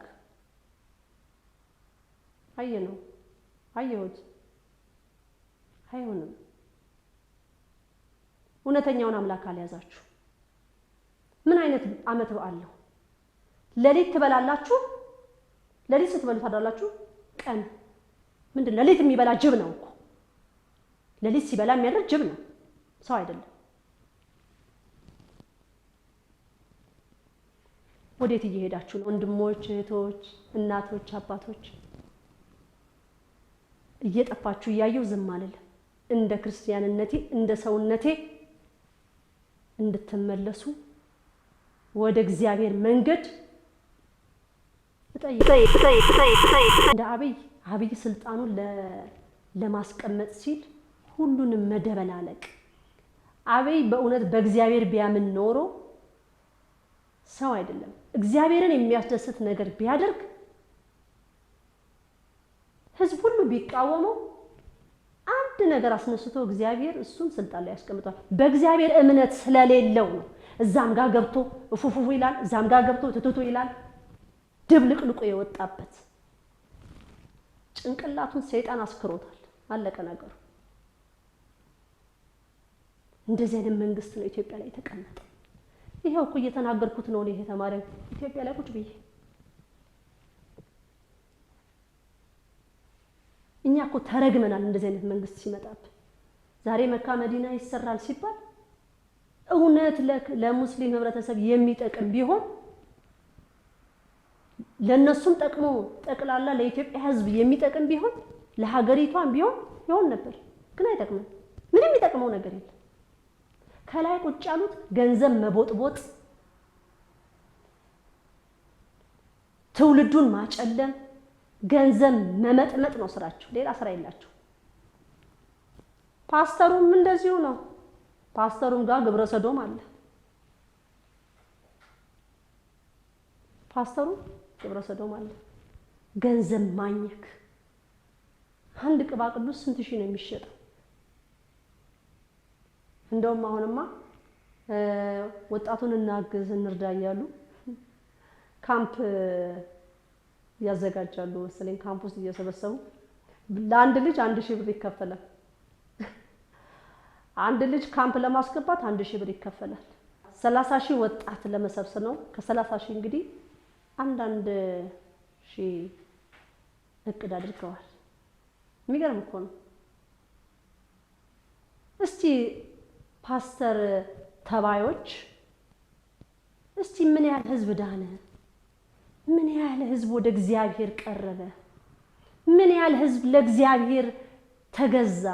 የእግዚአብሔር ህግና ስርዓት ምን ያህል አወቀ? ሱፍን ለብሰህ እዛ ነግሬሃለሁ እኮ አዳራሹን የሰራልህ አሜሪካና እንግሊዝ ነው። ያንን ደግሞ ኢንስትሩመንቱን ደግሞ የገዛልክ እነ ፈረንሳይ ወዘተ እነ ጣሊያን ናቸው። አፍተር ሼቭህን ምናምንህን ደግሞ እንደዚሁ። ከዛ ቆንጆ ኢትዮጵያ ይፈለግና መጽሐፍ ቅዱስ ይዝና ኢየሱስ ጌታ ነው ይላል። ኧረ ስነ ስርዓት። እሺ ኢየሱስ ጌታ ነው አልክ። ምን ያህል ሰው ዳነ? ምን ያህል ሰው ነው ለእግዚአብሔር ወደ እሱ መንግስት መሄጃውን ያወቀ? ምን ያህል ነው?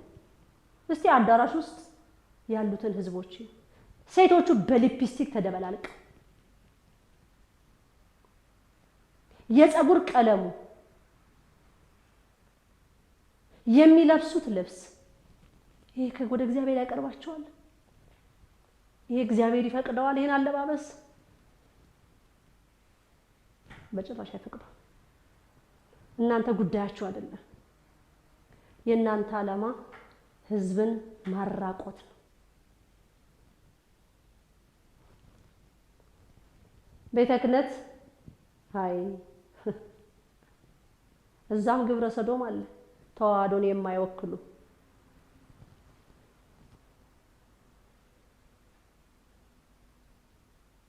እግዚአብሔርን አስቆጥቷል። ልጆቹ ተበትነዋል። የክርስቶስ ልጆች ተበትነዋል። ሰብሳቢ የለም። ሁሉም ገንዘብ ላይ ነው ሩጫ። ፍቅር የሚያስተምር መተሳሰብ የሚያስተምር አንተ ለሱ እዘን እሷ ለአንተ ትዘን የሚል የለም። የአዳራሽ ማዕት ይሰራል፣ ቤተ ክርስቲያንም ይሰራል፣ ቸርቹም ይሰራል። አሁን የሰራችሁት በቂ ነው። አሁን ህዝቡ ላይ ነው መሰራት ያለበት።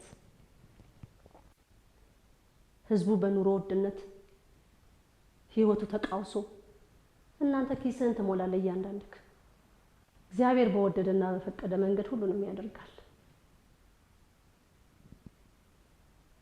ሌላው አንዱ ትልቁ መልእክት ዛሬ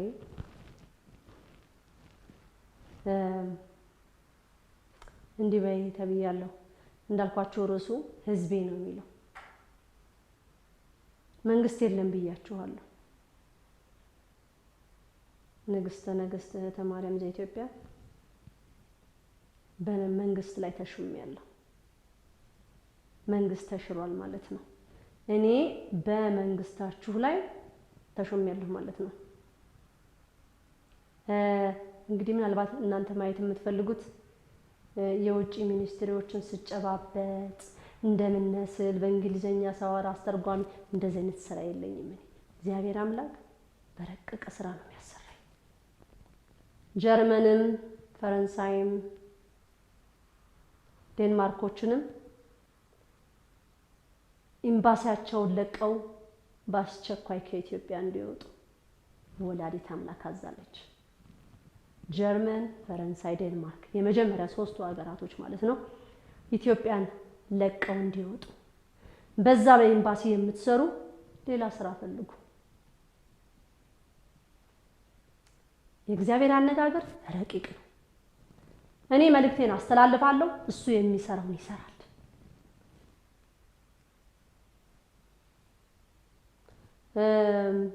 ለዚህም አስተርጓሚ ይኖረኛል በጀርመንኛና በፈረንሳይኛ ሊተረጎም ማለት ነው። እንዲሰሙ ከሀገር ውጡ፣ አይበጁንም፣ አይሆኑንም፣ ግብረ ሰዶምን ሊያስፋፉ ዛሬ እኔም እናንተም ልንቃወም የሚገባው እነዚህ እርዳታ ድርጅቶች ወዘተ ጠቅላላ ግብረ ሰዶምን የሚያስፋፉ ናቸው። በሀገራችን ላይ ያሉ ኢንተርናሽናል ትምህርት ቤቶች የሚባሉትም በጣም ልትጠነቀቁ ወላጆች የሚገባው ነገር አለ ትላለች እመቤታችን። በዛ በትምህርት ቤቶች ላይ የሚደረጉ ብዙ ነገሮች አሉ። ዛሬ ኢትዮጵያነታችንን ስለናቀን ኢትዮጵያዊነታችንን ስለረሳን ሌላ ነገር ለልጆቻችን ማስተላለፍ ስለምንፈልግ ብዙ ስራ እየተሰራ ነው በልጆቻችን ላይ። ልብ ያለው ልብ ይበል ማለት ነው። እንግዲህ እግዚአብሔር ለሁላችን ይርዳን። ይህ ነው የኔ ዛሬ ትልቁ መልእክት ማለት ነው። እኔ በመንግስት ላይ መሾሜን በጀርመን፣ በፈረንሳይ እና በዴንማርክ ያለኝን የተሰጠኝን መልእክት ከሀገር ለቀው እንዲወጡ ኤምባሲያቸውን ውልቅ ብለው ስራቸውን እቅል ብለው እንዲወጣ ማለት ነው። እግዚአብሔር ስሙ የተመሰገነ ይሁን። አሁንም እግዚአብሔር እስከ መጨረሻው እኔንም እናንተን የሚያጽና እኔም የተባልኩትን የታዘዝኩትን እንድሰራ እግዚአብሔር አምላክ ይርዳኝ። እሱ ካለኝ ውጪና እሱ ካዘዘኝና ከፈቀደልኝ እንዳልወጣ እሱ በኃይሉና በረቀቀው ጥበቡ ይቆጣጠረኝ። ጠባቂ ሊቀ መላእክት ቅዱስ ሚካኤል ነው። ህዝብ ማመን ያቅተዋል። ዛሬ ህዝብ ከሃይማኖት ውጪ ከእምነት ውጪ ስላለ በእግዚአብሔር ያለን እምነት በጣም የወረደ ስለሆነ ለመላእክት ያለን አስተሳሰብ እንኳን በጣም የወረደ ሆኗል። ዛሬ በክርስትና ሃይማኖት ውስጥ ያላችሁ ማለት ነው። እና ዛሬ የቤተክርስቲያናችን ሕግና ስርዓት ካልተከበረ እያንዳንዳችን ተጠያቂዎች ነን። በመላው ዓለም ያላችሁ የመድኃኔዓለምና የቅድስት ድንግል ማርያም ማህበር ዘኢትዮጵያ ማህበርተኛ በሙሉ ኃላፊነታችሁን ተወጡ። አንዳንድ ቤተክርስቲያን ሲያትል ውስጥ ነው የሰማሁት፣ ሆላንድ ውስጥም አለ። የመድኃኔዓለምና የቅድስት ድንግል ማርያም ማህበርተኛ የሆነ ስጋው ደግሞ እንዳይቀበል ብለው አንድ አባት እየተናገሩ ነው ሲያትል ውስጥ። ሆላንድ ውስጥም እንደዚሁ ይሄ የኤርትራ ኦርቶዶክስ ቤተክርስቲያን ውስጥ ነው ይሄ ነገር የሆነው። ያሳዝናል። እናንተም አልወጣችሁ ከቤተክርስቲያን ሲጀመር ማለት ነው።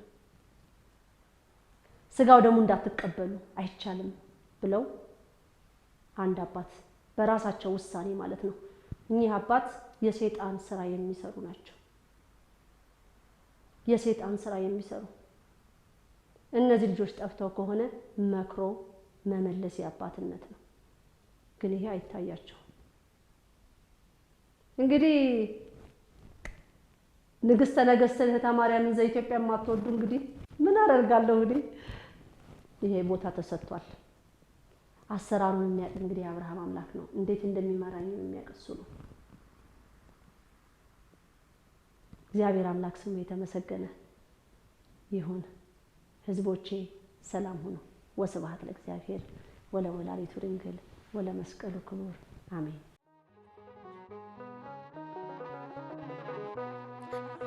ጌታ ብርሃኔና መድኃኒቴ ነው።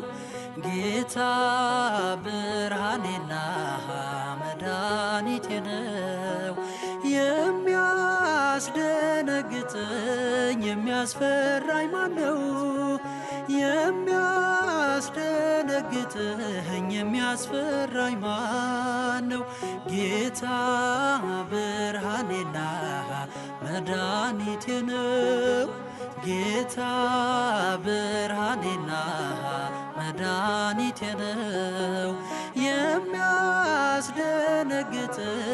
የሚያስፈራኝ ማነው? የሚያስደነግጠኝ የሚያስፈራኝ ማነው?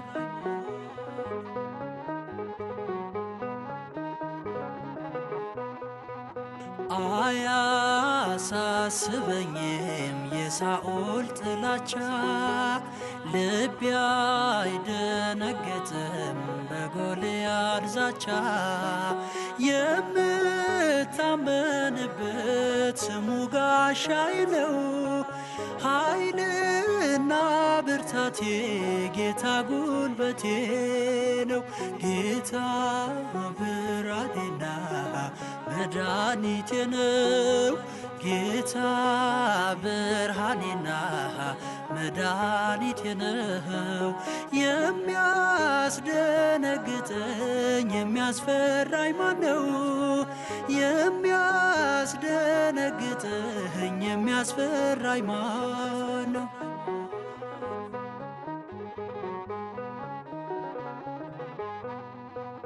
ሞገስ ይሆነኛል በነገሥታቱ ፊት፣ እመሰክራለሁ ስሙን ያለ ፍርሃት። አያስጨንቀኝም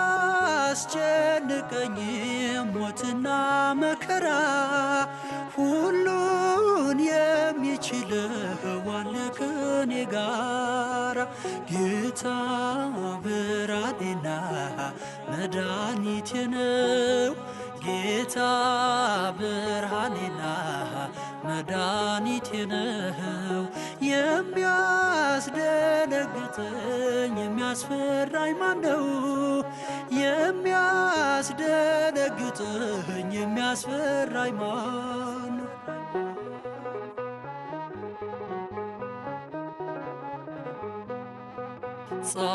ጻድቃንም በገዳም የሚያበረታቸው፣ ሰማዕታት በደም እንዲህ ያጸናቸው። አሁንም ይሰራል የብርሃን ጌታ፣ ስሙን ተሸክሞ በእምነት ለበረታ። ጌታ ብርሃኔና መድኃኒቴ ነው። ጌታ ብርሃኔና መድኃኒቴ ነው። የሚያስደነግጠኝ የሚያስፈራኝ ማነው? የሚያስደነግጠኝ የሚያስፈራኝ ማነው?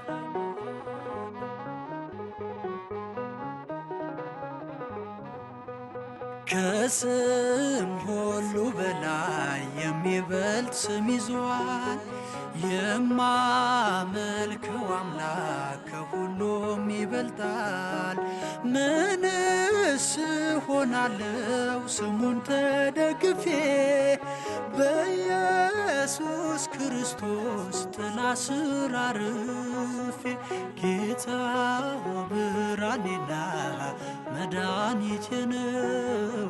ጌታ ብርሃኔና መድኃኒቴ ነው። የሚያስደነግጠኝ የሚያስፈራኝ ማነው? የሚያስደነግጠኝ የሚያስፈራኝ ማነው? ጌታ ብርሃኔና መድኃኒቴ ነው። ጌታ ብርሃኔና መድኃኒቴ ነው። የሚያስደነግጠኝ የሚያስፈራኝ ማነው? የሚያስደነግጠኝ የሚያስፈራኝ ማነው?